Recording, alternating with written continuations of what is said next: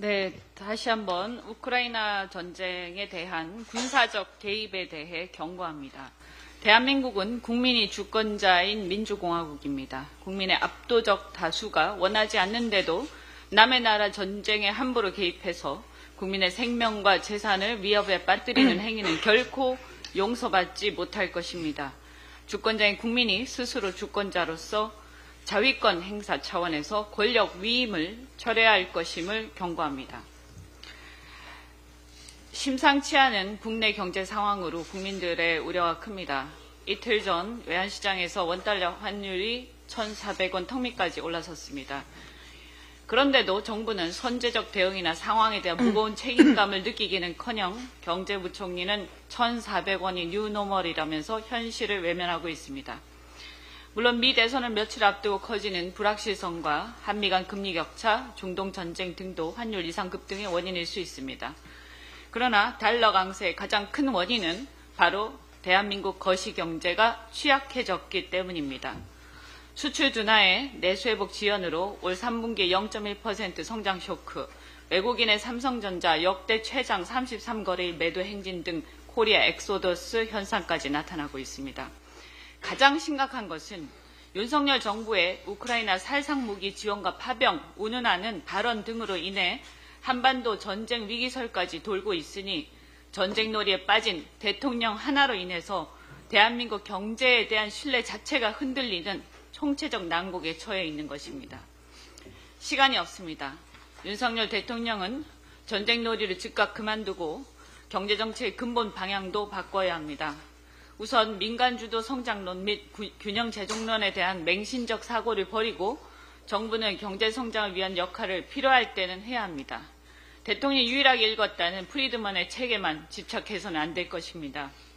강대국 간 기술패권 경쟁이 치열해지고 경제안보 이슈가 심각해지면서 이미 미중 등 전 세계는 국가 전략 산업의 경쟁력 확보를 위해 국가가 주도적으로 인프라 투자 및 보조금을 지급하고 국가가 자국의 빅데이터와 기술정보 등을 경쟁국으로부터 철저히 보호하는 등 경제 안보가 중요한 시대가 되었습니다.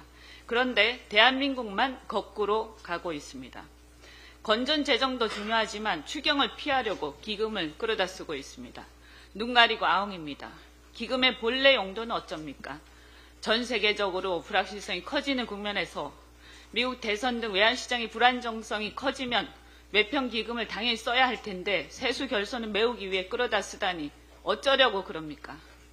또한 대통령 말끝마다 AI 산업, 반도체 산업 등을 밀어준다고 하면서 초전력 수요 산업의 발전에 필수적인 전기에너지의 수급 불균형은 방치하고 있습니다. 국가 전력망을 확충하는 데 쓰일 수 있는 전력 기반 기금마저 끌어다 쓰다니 나라의 미래에 대해서는 눈꼽만치도 관심이 없는 정부입니다. 서민들을 위한 주택도시기금도 마찬가지입니다. 둘째, 기업의 이윤이 가계소득으로 연결될 수 있어야 합니다.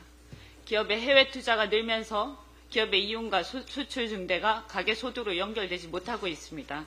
한국판 리쇼어링을 통해서 기업이 수출로 돈을 벌면 국내에 투자하도록 유도하고 기업이 현금을 유보하지 않고 투자하도록 유도를 해야 합니다.